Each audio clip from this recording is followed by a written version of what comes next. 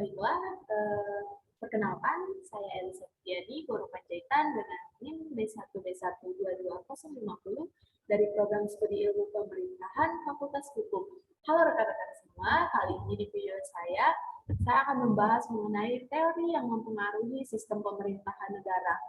Terlebih dahulu kepada yang terhormat Bapak Alfa Beriansyah selaku dosen pengampu mata kuliah ilmu pemerintahan, dan saya juga ingin menyapa teman-teman rekan-rekan semua yang di bulan suci Ramadan yang sedang menjalankan ibadah puasa. Semoga puasanya lancar dan sehat selalu. Mungkin langsung saja ke materi kita. Saya sudah sediakan juga PowerPoint untuk bisa rekan-rekan sekalian lihat.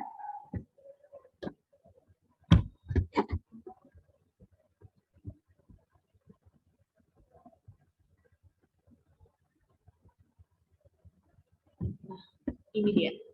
Oke. Ya, ini perkenalan saya tadi.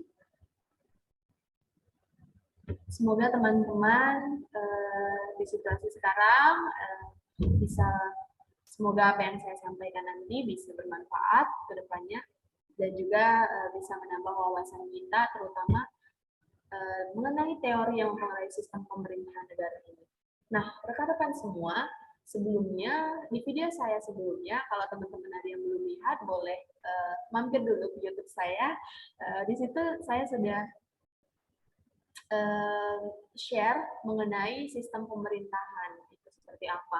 Sistem itu apa, pemerintahan itu apa, dan juga sistem pemerintahan itu sendiri apa. Dan juga saya juga sudah bahas mengenai sistem pemerintahan seperti apa yang dipakai di Indonesia saat ini.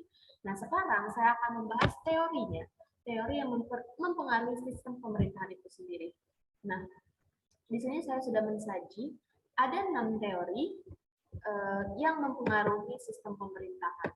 Di antaranya yang pertama, rekan-rekan bisa dilihat di sini, ini teori pemisahan kekuasaan. Nanti yang akan kita bahas lebih dulu adalah teori pemisahan kekuasaan, lalu nanti lanjut teori demokrasi, setelah itu teori negara berdasarkan atas hukum, teori negara konstitusional, ajaran negara kesejahteraan atau welfare state, dan yang terakhir itu ajaran sistem pemerintahan. Nah, teman-teman semua, materi ini cukup panjang, jadi semoga bisa enjoy, santai aja. Saya juga mungkin bahasnya nanti ya sama-sama santai, sama-sama mendengarkan.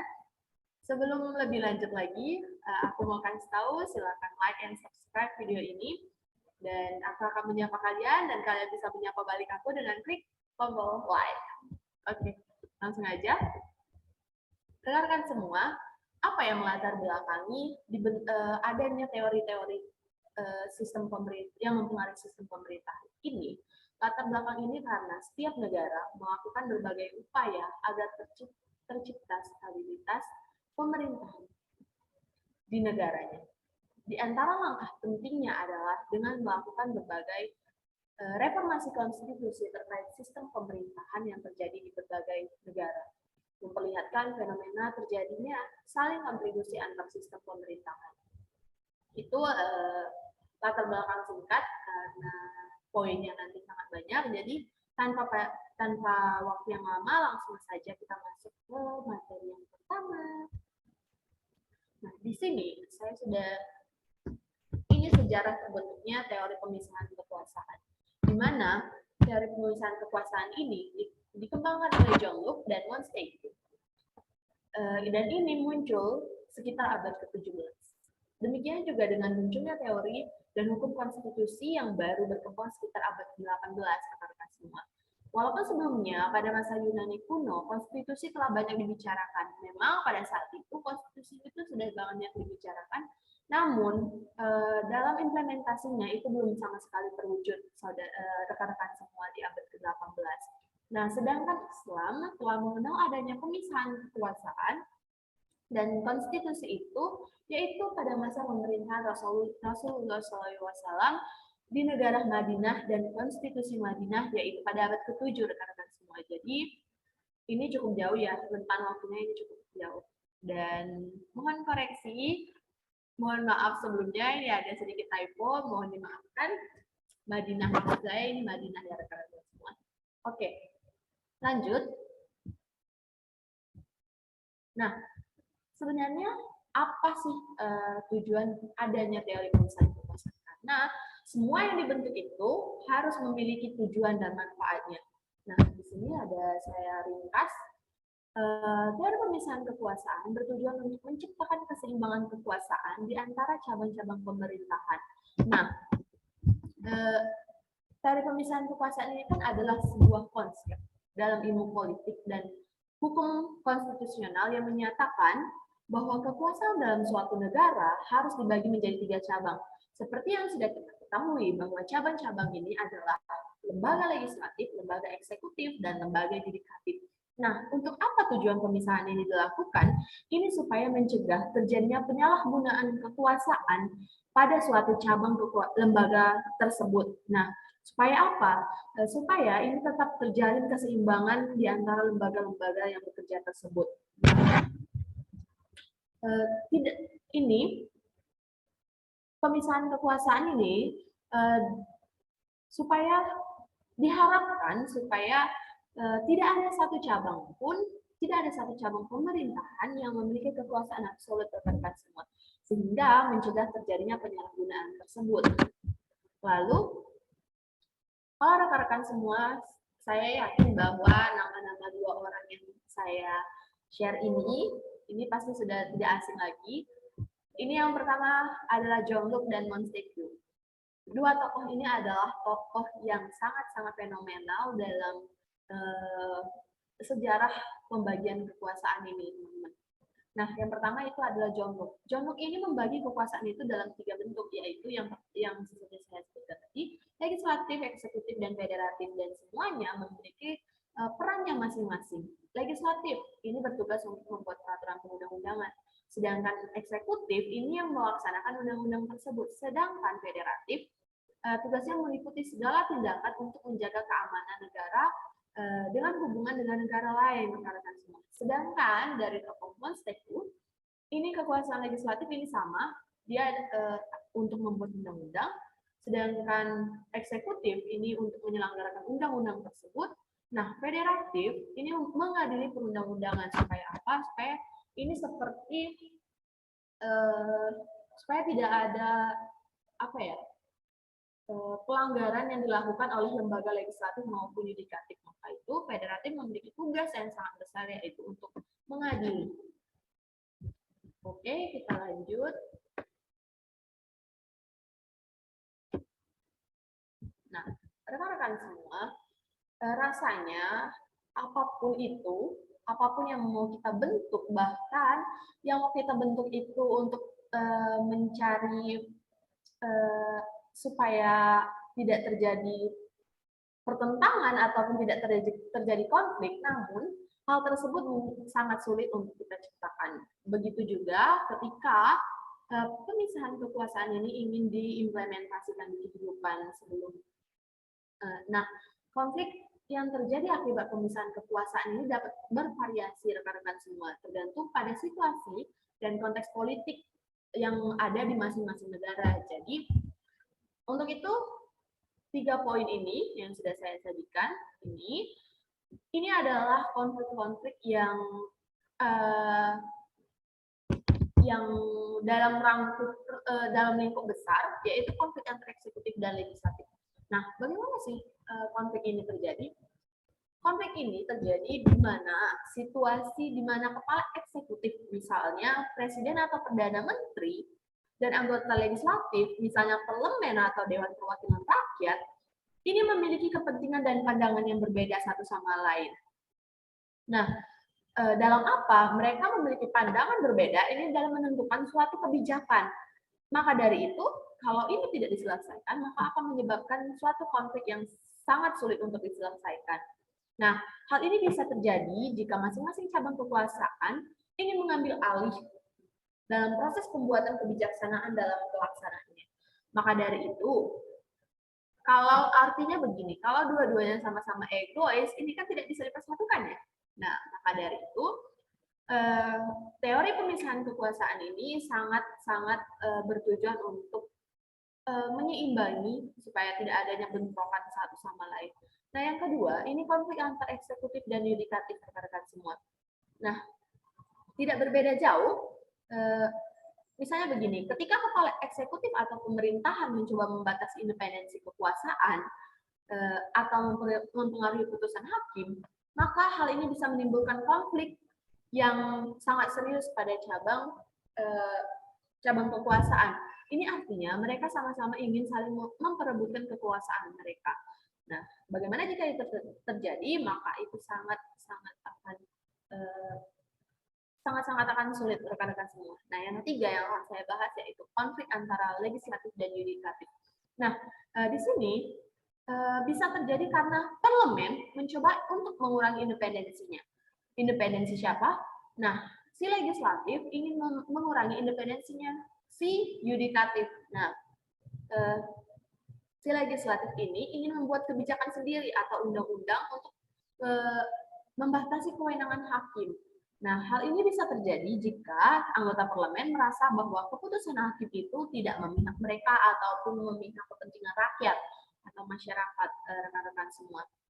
Nah, sebenarnya semua konflik itu kan memang bisa dihindari. Nah, bagaimana dengan konflik pemisahan kekuasaan sendiri? Ini bisa dihindari jika semua lembaga ini mengedepankan prinsip keseimbangan kekuasaan dan pengawasan saling antar cabang kekuasaan mereka sendiri.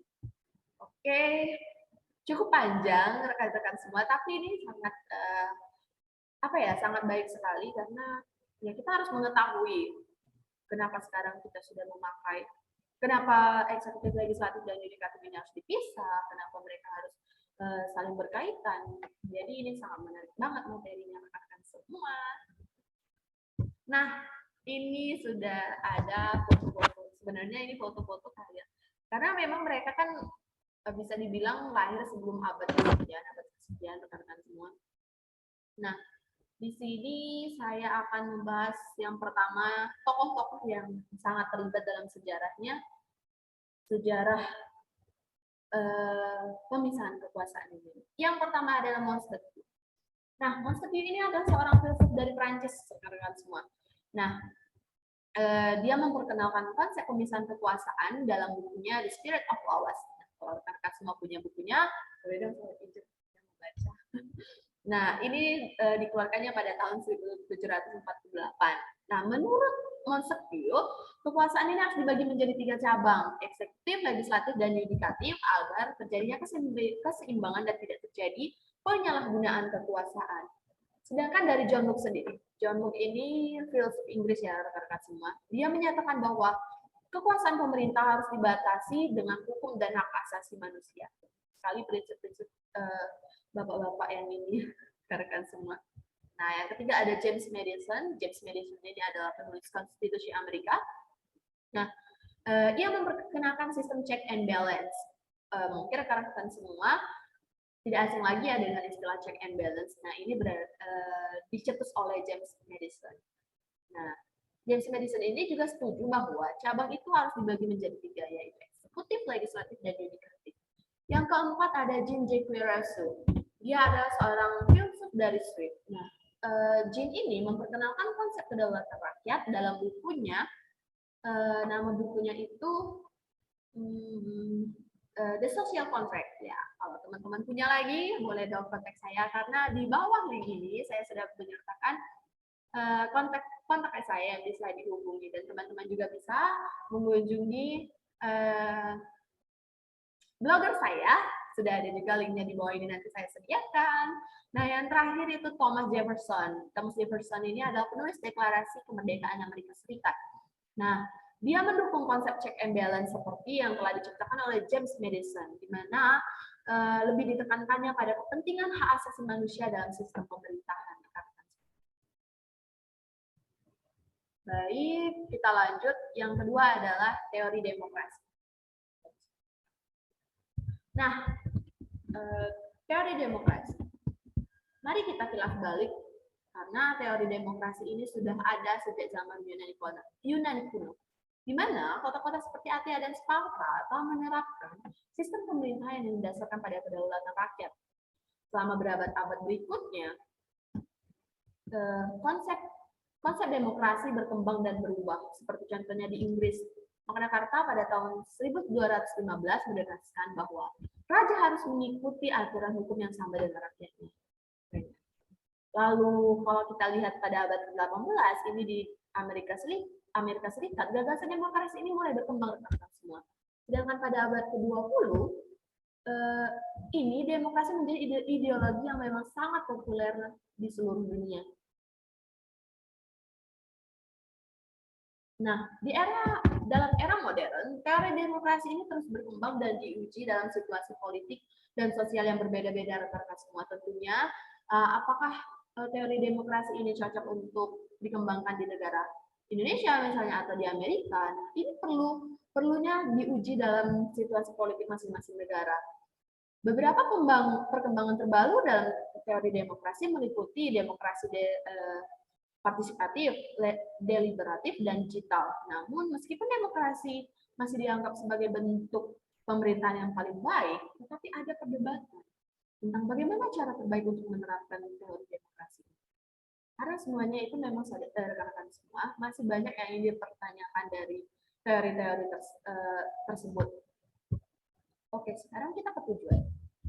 Seperti yang sudah saya bilang tadi, dibentuknya sesuatu pasti ingin bertujuan. Tujuannya itu ingin menciptakan sesuatu yang lebih baik lagi. Namun di belakang itu semua pasti akan terjadinya konflik. Begitu juga dengan teori demokrasi. Saya akan sajikan nanti apa saja konflik-konflik yang pernah terjadi akibat teori demokrasi. Sekarang kita akan menuju ke tujuannya terlebih dahulu. Tujuannya ini adalah memberikan kekuasaan politik kepada rakyat. Selain itu, mendorong partisipasi aktif warga negara di dalam proses politik.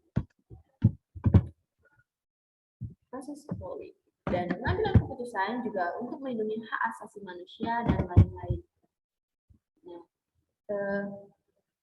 jadi selain memberikan kekuasaan politik kepada rakyat, tujuan demokrasi ini mengikuti yang paling utama yaitu perlindungan untuk hak asasi manusia itu sendiri. Untuk apa? Untuk menghindarinya adanya demokrasi dan mendorong keadilan sosial rekan-rekan semua.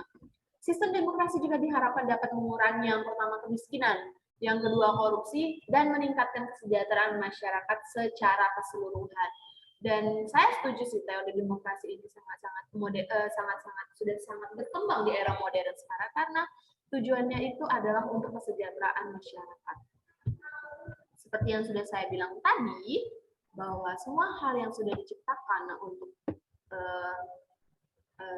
melakukan suatu perbaikan, tetap saja ada konflik. Namun kita jelaskan. Yang pertama itu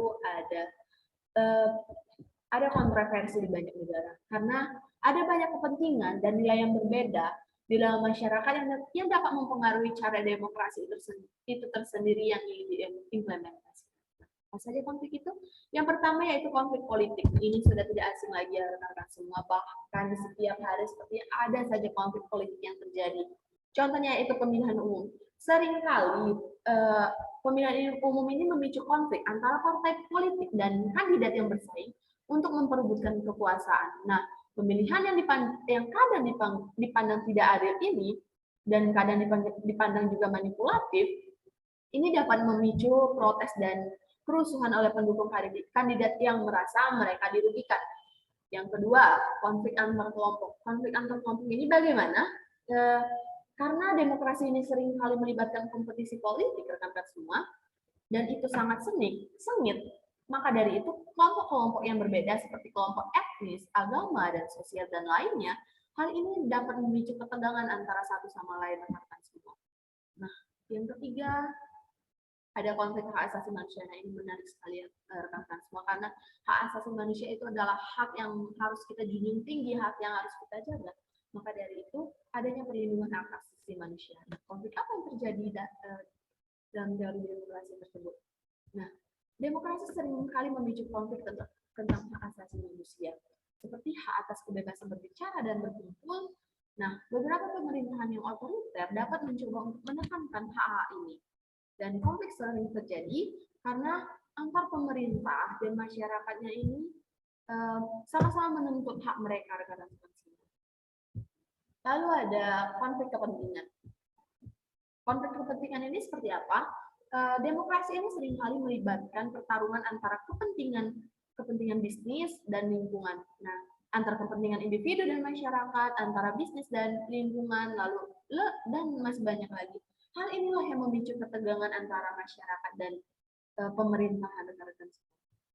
Konflik keamanan sosial, konflik keamanan nasional, bagaimana itu bisa terjadi? Ini terjadi terutama jika negara tersebut memiliki kepentingan yang bertentangan dengan kepentingan nasional. Kepentingan nasional seperti apa? Nah, seperti sengketa perbatasan, perselisihan perdagangan, dan bahkan konflik bersenjata. Itu konflik keamanan nasional. Nah, ini sudah saya sajikan juga ada 5 para tokoh yang sangat-sangat ambil bagian, sangat-sangat berpengaruh dalam teori demokrasi. Yang pertama itu Socrates. Mungkin juga rekan-rekan semua sudah gak asing lagi dengan kata Socrates, ya kan? Socrates ini adalah filsuf dari Yunani kuno. Nah, dia ini hidup di abad ke-5 sebelum Masehi, rekan-rekan semua. Nah, dia adalah seorang dari salah satu 5 tokoh yang sudah saya sediakan ini. Bahkan ada beberapa tokoh lagi yang mungkin belum saya upload atau belum saya tempel di PPT yang sudah saya sediakan. Mungkin rekan-rekan semua nanti bisa mau komen silakan tokoh-tokoh yang kurang atau ada yang kurang ini. Boleh rekan-rekan semua, saya sangat menerima masukan dan kritiknya. Nah, Socrates ini mengajarkan tentang pentingnya kritisme dan dialog dalam pemikiran dan dianggap sebagai salah satu pelopor dari teori demokrasi. Nah, kayaknya Socrates ini yang sangat berpengaruh banget ya. Lalu Plato juga sudah tidak asing lagi. Plato ini muridnya Socrates, rekan-rekan semua. Nah, Plato ini muridnya Socrates. Dia juga adalah filsuf Yunani kuno yang hidup pada abad ke-4 sebelum Masehi. Nah, dia terkenal dengan dialog-dialognya, yang di dalamnya dia membahas mengenai konsep-konsep seperti keadilan, lalu kebijaksanaan, lalu kebenaran. Nah, dia mengatakan bahwa yang ideal itu adalah, dari pandangannya, menurut dia yang ideal itu adalah teori demokrasi, rekan-rekan semua. Karena apa? Karena Plato ini mengatakan bahwa hak asasi manusia itu adalah hak yang paling harus dijunjung tinggi. Makanya, dia sangat setuju oleh teori demokrasi tersebut. Lalu ini Aristoteles. Aristoteles ini adalah seorang filsuf Yunani kuno juga, rekan-rekan semua. Nah, dia adalah muridnya si Plato. Ya, kalau Plato muridnya Socrates, nah Aristoteles ini muridnya Plato. Nah, sedangkan kita bukan muridnya dari salah satu ini semua ya rekan-rekan semua. Kita diminta untuk menjalankan apa yang sudah mereka jalankan dengan baik supaya konflik-konflik yang sudah saya sebutkan tadi supaya bisa kita minimalisir untuk tidak terjadi lagi. Jinji Kuresu.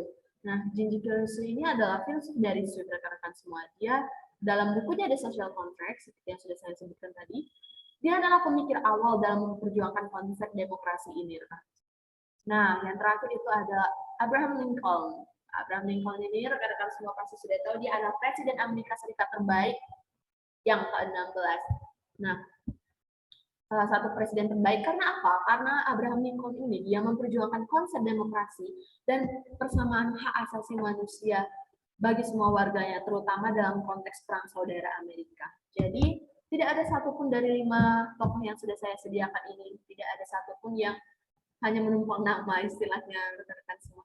Karena mereka cukup banyak sekali berperan dalam pembentukan teori demokrasi ini. Oke, kita lanjut.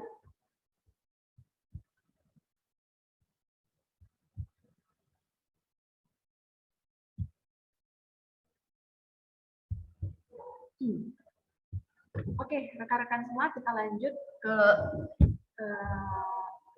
teori yang ketiga. Teori yang ketiga yaitu teori negara berdasarkan atas hukum. Nah, di sini sejarahnya adalah teori negara berdasarkan atas hukum atau rule of law ini telah ada sejak kuno. Tetapi konsep ini lebih dikembangkan pada abad ke-17 dan ke-18 di Inggris, rekan-rekan semua. Konsep ini berdasarkan prinsip bahwa hukum harus tunduk atas segalanya dan bahwa pemerintah dan rakyat harus tunduk pada hukum yang sama. Nah, Salah satu tokoh yang dianggap sebagai pendiri teori negara berdasarkan atas hukum ini yaitu John Locke. John Locke ini, wah, dia keren sekali sih. Dia menganggap bahwa kebebasan individu dan hak asasi manusia ini harus dijamin rekan-rekan semua oleh negaranya, di mana dia berada, dan harus tunduk pada hukum yang sama. Nah, lalu pada abad ke-19 dan ke-20, konsep teori negara berdasarkan atas hukum ini terus berkembang dan diperluas rekan-rekan semua. Nah, pemikir seperti Jeremy Bentham, nanti mungkin saya akan bahas siapa dan apa teori yang sudah dibuat, dan juga John Stuart Mill ini memberikan sumbangsi penting dalam berdirinya teori negara berdasarkan atas hukum ini. Nah, hari ini teori negara berdasarkan atas hukum diakui sebagai prinsip dasar demokratis modern. Nah, zaman kita ini bahwa teori berdasarkan atas hukum ini dianggap sebagai pilar penting dalam menjaga stabilitas dan keadilan dalam sebuah negara. Prinsip ini telah diadopsi oleh banyak negara dan dianggap sebagai fondasi dari sistem yang adil dan berkeadilan. Lalu, slide selanjutnya ini adalah tujuan. Ya, benar. Tujuan utamanya itu untuk menjamin keadilan dan kesetaraan. Nah, terutama kesetaraan dalam perlindungan hak asasi manusia, rekan-rekan semua. Nah, tujuan konkretnya itu sudah saya sediakan, itu ada 4 poin, seperti menjamin kebebasan individu. Memangnya seperti apa dan bagaimana kebebasan individu ini? Yaitu kebebasan individu ini harus dianggap sebagai hak yang mendasar semua dan harus dijamin oleh negara. Karena apa? Karena hukum harus melindungi hak tersebut. Karena di dalam hak tersebut ada hak berbicara, ada hak berkumpul, ada hak beragama, dan hak bahkan untuk mendapatkan perlindungan dari penyalahgunaan kekuasaan. Nah, rekan-rekan semua, kita mempunyai hak tersebut. Di Indonesia kita dilindungi oleh HAM. Nah, lalu yang kedua, yaitu menjaga keseimbangan kekuasaan. Bagaimana? Nah, dari teori ini pentingnya pembagian kekuasaan antara lembaga negara yang berbeda seperti eksekutif dan legislatif dan yudikatif. Nah, hal ini bertujuan untuk apa? Hal ini bertujuan untuk meminimalisir adanya penyalahgunaan kekuasaan seperti yang sudah saya jelaskan tadi. Nah, yang ketiga adalah mendorong transparansi dan akuntabilitas. Nah, dalam teori ini, pemerintah dianggap bertanggung jawab kepada publik dan harus melakukan tindakan mereka secara baik dan benar. Supaya apa? Untuk mencegah terjadinya korupsi dan penyalahgunaan kekuasaan yang lainnya. Nah, yang keempat, yang terakhir ini ada meningkatkan stabilitas dan keamanan. Nah, dari teori ini diharapkan dapat menciptakan sistem yang stabil dan dapat diandalkan rekan-rekan semua. Hal ini meningkatkan keamanan dan stabilitas negara dalam menciptakan investasi yang lebih baik lagi ke depannya. Lalu, bagaimana konflik yang terjadi? Di sini sudah saya sediakan ada 4 konflik yang pernah terjadi ataupun kontroversi yang terkadang tetap terjadi. Nah, yang pertama itu ada kontroversi interpretasi hukum. Lumayan sulit ya bahasanya rekan semua, makanya dari sini saya akan mempermudah apa sih kontroversi interpretasi hukum. Nah, konflik ini sering terjadi rekan-rekan semua karena interpretasi hukum ini berbeda-beda. Hal ini yang terkadang membuat keputusan hukum yang dikeluarkan di pengadilan atau lembaga lainnya ini terkadang tidak konsisten. Misalnya dalam kasus yang sama, satu pengadilan dapat memutuskan suatu hal, sedangkan pengadilan lainnya dapat memutuskan sebaliknya. Nah, kalau ini terjadi, artinya pengadilan tidak menetapkan keputusan yang tepat rekan-rekan semua. Nah, yang kedua, perbedaan pandangan tentang hak asasi manusia. Masih ada saja yang memandang bahwa hak asasi manusia itu adalah ada yang memandang dari segi yang berbeda. Nah, dari teori negara berdasarkan hukum ini, hak asasi manusia ini dianggap sebagai dasar yang paling penting dalam kehidupan pemerintahan. Namun terkadang masih banyak saja pertentangan tentang perbedaan pandangan tentang hak asasi manusia ini. Contohnya di beberapa negara, hak asasi manusia tertentu mungkin tidak dianggap sebagai sesuatu yang penting atau sebagai sesuatu yang sudah terbiasa untuk diabaikan semua. Ada juga pertentangan antar hukum dan budaya. Nah, dalam beberapa kasus kebijakan atau tindakan yang dilakukan ini terjadi karena resistensi dari masyarakat yang merasa bahwa hak-hak atau kepentingan mereka terabaikan rekan semua. Nah, yang keempat, penyalahgunaan kekuasaan oleh pemerintah. Kita tidak bisa menutup mata ataupun kuping bahwa terkadang masih banyak sekali pemerintah yang menyalahgunakan kekuasaannya. Nah, di teori hukum ini bertujuan untuk mencegah penyalahgunaan kekuasaan tersebut. Lalu, hal ini terkadang menyebabkan konflik antara pemerintah dan masyarakat atau antara lembaga-lembaga yang lainnya. Nah, karena mereka memiliki pandangan yang berbeda, ya ketika kita ingin mencapai sesuatu tujuan bersama-sama, itu artinya kita harus membuat bahwa konsep kita itu sama. Kalau konsep kita seperti pemerintah yang berbeda, ya, apakah konsep itu akan berjalan? Apakah itu akan sejalan dengan yang kita inginkan? Berarti tidak. Jawabannya tidak. Lalu tokoh-tokohnya, saya suka sekali kalau membahas tokoh-tokoh ini karena dari foto-fotonya yang saya sudah upload ini, rekan-rekan semua, ini lumayan vibes-nya mereka itu beda banget, vibes orang pinter gitu ya.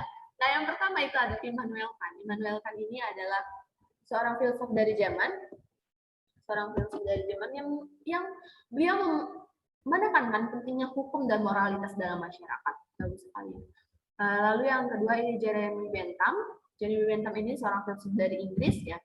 Dia mengembangkan konsep utilitarianisme dan mementingkan pentingnya keadilan sosial dalam hukum. Nah, yang ketiga ini Hans Kelsen, yaitu seorang filsuf dan ahli hukum Austria. Nah, Hans ini dia mengembangkan konsep hukum murni dan mengemukakan teori tentang hierarki norma hukum. Lalu ada Lon Fuller, ini ahli hukum Amerika.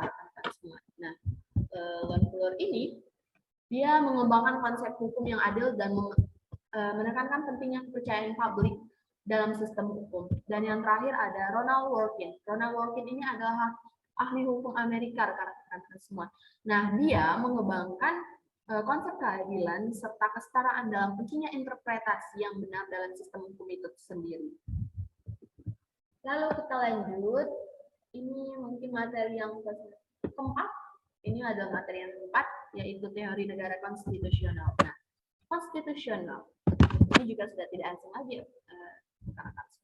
Nah, konstitusional ini menjadi pegangan yang membantu tindakan pemerintah sehingga terjadinya kepastian hukum dan perlindungan hak asasi manusia. Bagaimana sejarah bisa berkembangnya teori negara konstitusional? Ini pertama terjadi di Inggris pada abad ke-17. Nah, pada saat itu terjadinya konflik antara raja dan parlemen. Nah, di sini pada tahun 1215 Magna Carta ini ditandatangani supaya apa? Supaya raja ini diminta untuk memperkenalkan hak asasi manusia. Nah, lalu lanjut itu.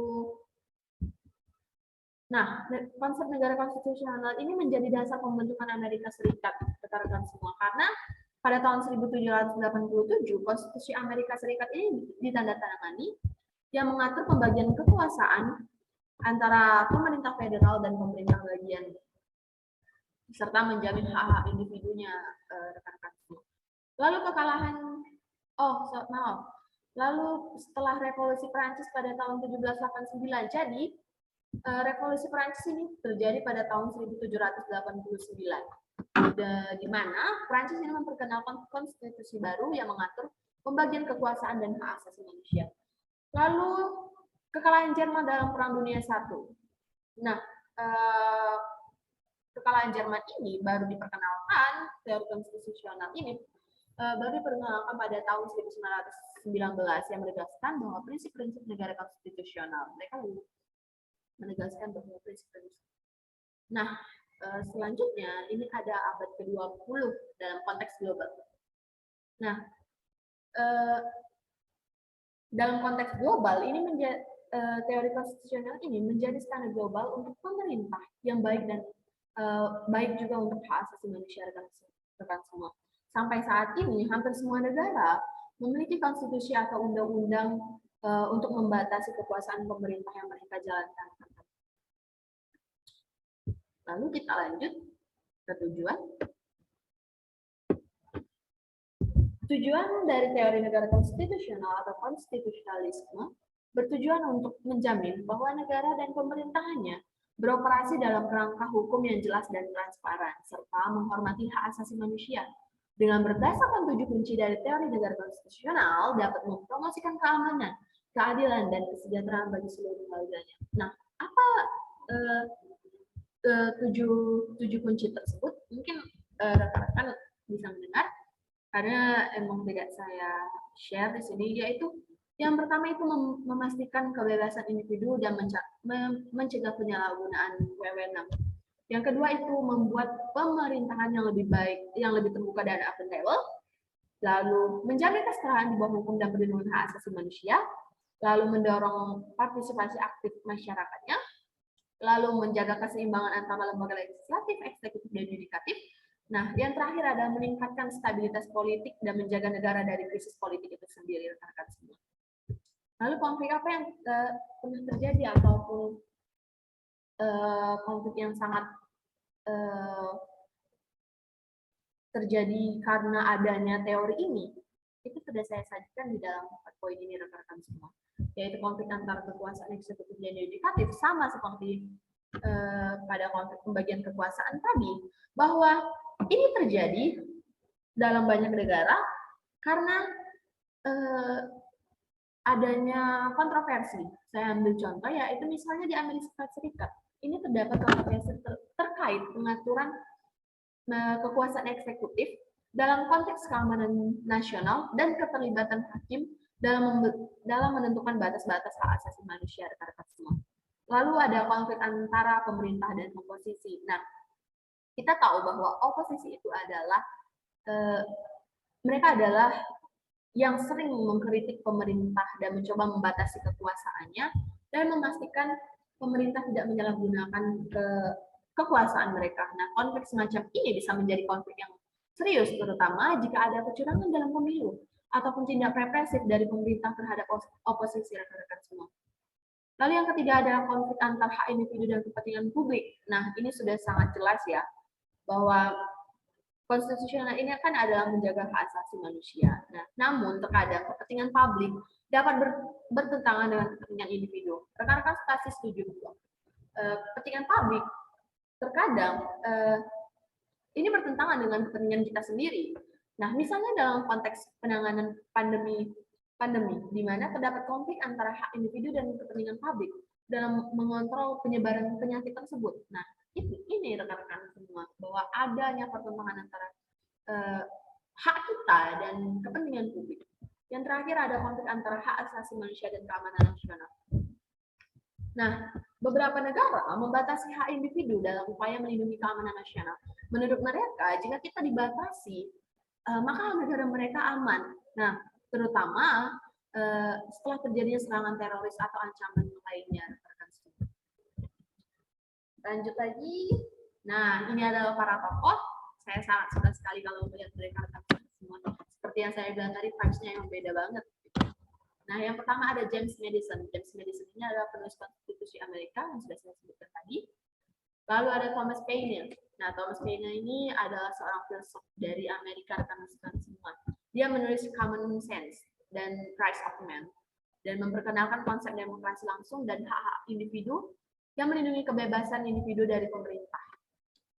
Lalu ada John Stuart Mill yang sudah saya sebutkan tadi. Dia menulis On Liberty dan memperkenalkan konsep kebebasan berbicara, berpikir, dan bertindak tanpa adanya campur tangan dari pemerintah. Lalu ada Karl Popper, ini filsuf dari Austria. Nah, kalau ini dia ada menulis dengan judul The Open Society and Its Enemies. Nah, di buku ini dia memperkenalkan yang artinya masyarakat terbuka yang melindungi hak-hak individu dan mendorong partisipasi publik, rekan-rekan semua. Yang terakhir itu ada John Rawls. Dia adalah filsuf dari Amerika dia menulis A Theory of Justice ya. Ini keren banget, A Theory of Justice, dan memperkenalkan konsep keadilan sebagai kesetaraan kesempatan dan distribusi kekayaan dan kekuasaan yang adil terhadap semua. Oke, kita lanjut. Nah, ada ajaran negara kesejahteraan atau welfare state. Doktrin atau ajaran negara kesejahteraan muncul pada awal abad ke-20 sebagai sebuah konsep untuk meningkatkan kesejahteraan masyarakat melalui campur tangan aktif dari pemerintah itu sendiri, rekan-rekan semua. Nah, konsep negara kesejahteraan ini pertama diadopsi di Inggris setelah Perang Dunia Pertama, rekan-rekan semua. Nah, negara-negara lain juga ikut mengadopsi konsep negara ini, tapi mulai dari sekitar tahun 1940-an sampai 1950-an.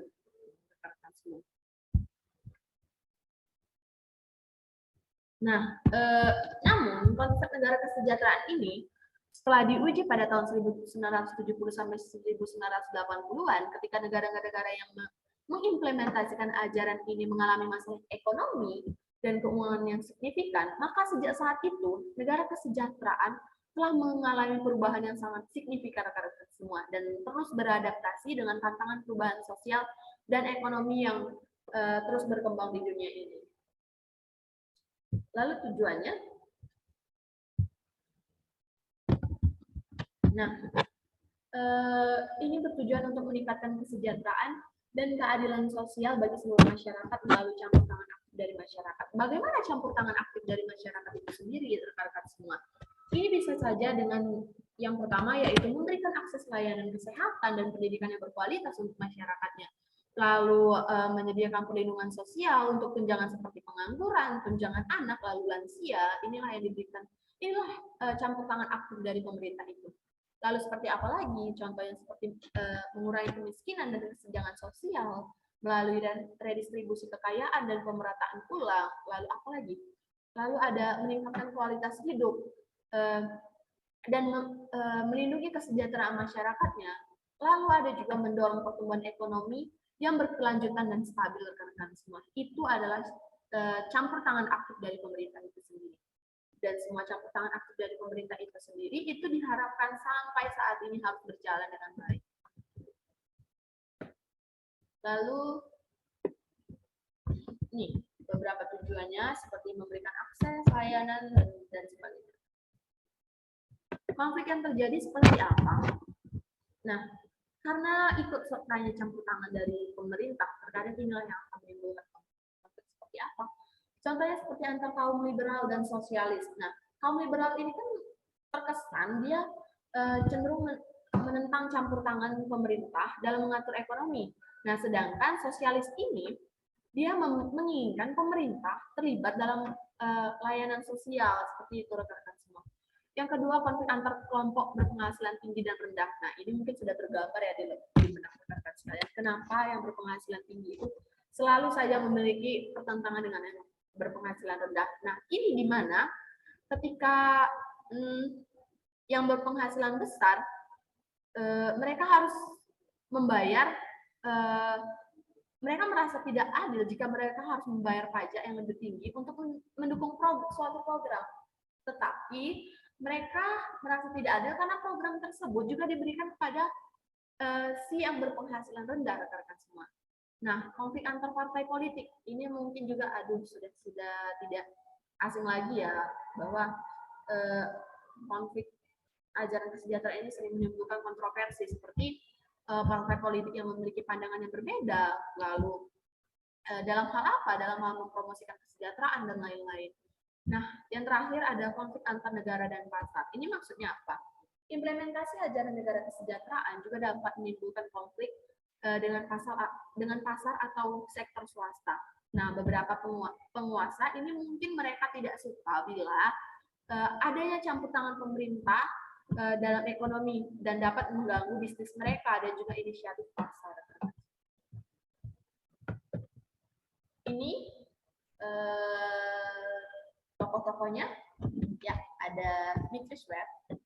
Dari beberapa tokoh tadi yang sudah saya sajikan itu kebanyakan itu laki-laki ya. Karena memang filsuf itu tidak ada yang perempuan, rekan-rekan semua. Namun Beatrice Webb ini adalah seorang sosiolog dari Inggris. Nah, dia berperan penting dalam pengembangan konsep negara kesejahteraan. Karena apa? Dia mendirikan Fabian Society. Ini adalah sebuah organisasi sosialis yang bertujuan untuk memperbaiki kondisi buruk dan reformasi sosial ekonomi lainnya. Lalu ada William Beveridge. Dia adalah seorang ekonom Inggris. Nah, William ini pada tahun 1942 ia memimpin penyusunan laporan Beveridge sebagai dokumen yang penting untuk menjanjikan visi negara kesejahteraan Inggris setelah Perang Dunia II. Lalu ada Franklin D. Roosevelt.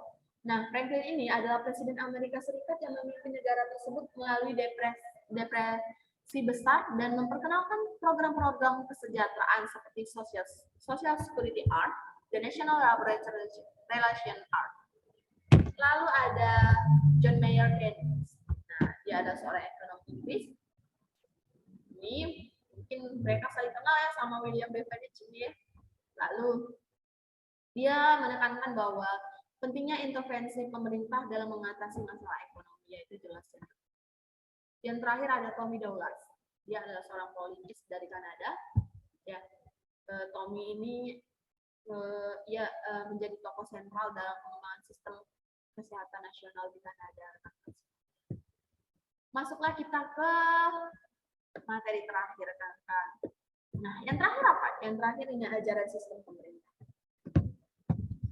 Pada abad pertengahan, pemerintah kerajaan dan kekaisaran menjadi bentuk pemerintahan yang dominan di Eropa dan Asia. Pada abad ke-18 dan 19, banyak negara Eropa dan Amerika memperkenalkan sistem pemerintahan ini. Karena apa? Karena ini lebih demokratis, rekan-rekan semua. Nah, dalam abad ke-20, sistem pemerintahan komunis dan sosialis ini mulai berkembang. Rekan-rekan sekalian, mulai berkembang sosialis ini itu seperti di negara-negara seperti di Uni Soviet, Cina, Kuba, di mana kepemilikan dan pengendalian pemerintahan atau industri sumber daya alam ini menjadi ciri khasnya. Nah, saat ini rekan-rekan sekalian, banyak negara mengadopsi sistem pemerintahan campuran. Nah, di mana unsur-unsur dari sistem pemerintahan yang berbeda digabungkan untuk apa? Untuk mencapai tujuan bersama. Makanya kita mengenal adanya sistem pemerintahan campuran. Bukan hanya sistem pemerintahan presidensial ataupun parlemen, tapi juga ada sistem pemerintahan yang namanya sistem pemerintahan campuran. Tujuannya apa, rekan-rekan semua? Tujuannya di sini sudah saya buat 5 poin singkat. Ya. Yang pertama itu menciptakan stabilitas politik, di mana pemerintah ini harus dapat menciptakan stabilitas politik yang memadai untuk memastikan kesejahteraan dan keamanan rakyatnya, lalu meningkatkan kesejahteraan masyarakat. Nah, sistem pemerintahan ini harus mampu mempromosikan kesejahteraan rakyatnya, mulai dari menyediakan kebutuhan sandang, pangan, dan juga papan. Ini harus terpenuhi, rekan-rekan semua. Lalu yang ketiga, meningkatkan efisiensi dan efektivitas pemerintah. Nah, di sini pemerintah harus mampu meningkatkan efisiensi dan efektivitas dalam praktik-praktik manajemen modern dan teknologi informasi. Karena di zaman sekarang yang sudah sangat canggih, ini juga memang betul-betul harus efisien dan efektivitas ya rekan-rekan semua dalam hal teknologi informasi. Nah, yang keempat, ini meningkatkan partisipasi politik dan keterlibatan dari masyarakat. Nah, jadi pemerintah itu diminta untuk mendorong masyarakatnya dalam proses pengambilan keputusan seperti itu, dan agar terciptanya transparansi dan akuntabilitas. Yang terakhir, mencegah penyalahgunaan kekuasaan. Seperti yang sudah kita bahas sebelumnya, yaitu pemerintah memang harus siap sedia dalam mencegah penyalahgunaan kekuasaan ini, terutama yang sudah tersebar di Indonesia seperti korupsi, itu sudah sangat merajalela di Indonesia. Nah, dari situ pemerintah seharusnya dan harus memberikan sanksi tegas kepada siapa yang melakukan tindak yang menyalahgunakan kekuasaan seperti korupsi. Mereka harus menjatuhkan hukuman segini ataupun bahkan sampai hukuman mati sekalipun. Bagaimana dengan konflik yang terjadi? konflik yang terjadi ini pada saat revolusi Amerika Serikat, ini terjadi pada abad ke-18, rekan-rekan semua. Nah, di mana pada saat itu Amerika Serikat ini melakukan revolusi melawan Inggris. Nah, konflik ini terjadi karena para penduduk Amerika Serikat merasa bahwa mereka tidak memiliki cukup pengaruh dalam pengambilan keputusan politik dan bahwa pemerintahan Inggris tidak mewakili kepentingan mereka. Terjadilah pertentangan antara Amerika Serikat dan juga Inggris. Lalu revolusi Prancis ini terjadi pada abad ke-18, rekan-rekan semua. Konflik ini terjadi karena Prancis merasa tidak memiliki cukup pengaruh dalam pengambilan keputusan, sama seperti Amerika Serikat tadi yang sepertinya mereka tidak dibutuhkan dalam pengambilan keputusan seperti itu. Nah, karena juga setelah keputusan diambil, mereka merasa bahwa ini bukanlah keputusan yang adil menurut mereka. Lalu Perang Dunia I dan Perang Dunia II. Nah, ini terjadi, kita tahu bahwa Perang Dunia I dan Perang Dunia II ini terjadi karena adanya perbedaan ideologi politik. Nah, di mana Jerman, Austria, Hungaria, dan Kekaisaran Ottoman ini mereka berperang melawan sekutunya, yaitu Inggris, Prancis, dan Rusia dan sebagainya. Nah, yang terakhir apa? Ini adalah konflik di Timur Tengah, di mana konflik ini terkait dengan sistem pemerintahan yang berbeda-beda, seperti sistem pemerintahan monarki, republik, juga teokrasi. Nah, terdapat beberapa konflik besar seperti konflik antar Arab Israel, lalu perang Teluk, lalu perang Suriah. Banyak sekali memang sejarah-sejarah yang banyak sekali sangkut pautnya dengan ajaran sistem pemerintahan ini, rekan-rekan semua. Nah, perang-perang ini melibatkan kepentingan politik dan kekuasaan di kawasan tersebut. Nah, ini adalah toko yang terakhir yang akan saya sediakan. Mungkin ini masih ada 5 juga. Mungkin rekan-rekan semua, saya hanya menyediakan 5, mungkin masih banyak lagi ya. Cuman saya ambil ini yang benar-benar berpengaruh rekan-rekan semua. Ini ada Plato sudah saya sebutkan tadi ya, dia adalah seorang filsuf dari Yunani kuno. Lalu ada Thomas Hobbes. Nah, Thomas Hobbes ini dia filsuf dari Inggris dan dia mengatakan bahwa manusia itu hidup dalam keadaan alamiah yang kejam, rekan-rekan semua, dan harus membentuk pemerintahan untuk memperoleh perlindungan. Sejak lahir saja dia sudah mengatakan bahwa bahwa manusia itu lahir dari kekejaman. Makanya dari itu bahwa perlindungan itu sangat penting, rekan-rekan semua. Nah, Karl Marx ini mungkin nggak asing lagi ya buat rekan-rekan semua. Lalu ada Mahatma Gandhi. Nah, ini favorit saya juga, dia adalah pemimpin nasional India, rekan-rekan semua. Nah, Mahatma Gandhi ini perjuangannya melawan penjajah Inggris dan pengembangan konsep Swaraj ini sangat betul-betul menginspirasi sekali. Swaraj itu mengacu pada sistem pemerintahan yang otonom dan didasarkan pada nilai-nilai yang berkeadilan, rekan-rekan semua. Nah, yang terakhir ada Nelson Mandela, dia adalah pemimpin politik Afrika ya. Nah, dia dikenal karena perjuangannya melawan apartheid dan pembentukan pemerintahan demokratis di Afrika Selatan. Nah, akhirnya dia menjadi presiden Afrika Selatan pada tahun 1994 setelah apartheid dihapuskan. Oke.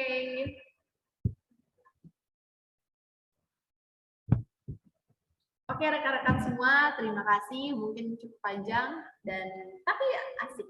Semoga rekan-rekan semua juga merasa asik dan materi ini bisa berguna, bisa menambah wawasan rekan-rekan semua. Saya juga mohon maaf bila ada salah kata, dan juga kalau misalnya ada yang mau ditambahkan, silakan komen di bawah. Teman-teman jangan lupa klik like dan subscribe, dan sampai ketemu lagi di video selanjutnya. Sampai jumpa.